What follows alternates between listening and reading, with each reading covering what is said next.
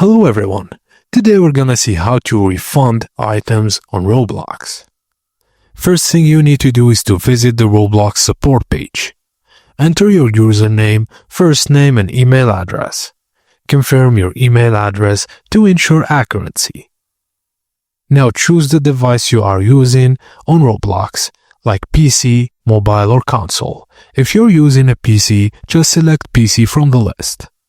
If the item was added to your inventory but is not working correctly, select Purchases using Robux.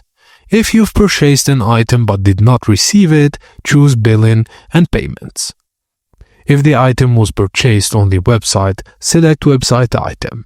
If it was within the game, just select In-Experience Item. If you did not receive the purchased item, select Purchase Did Not Receive.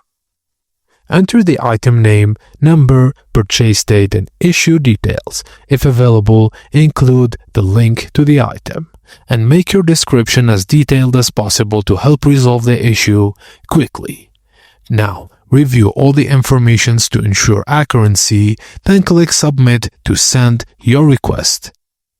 You will receive a confirmation email and may be contacted for more information. And that's it, guys. Thank you for watching, and please don't forget to like and subscribe for more.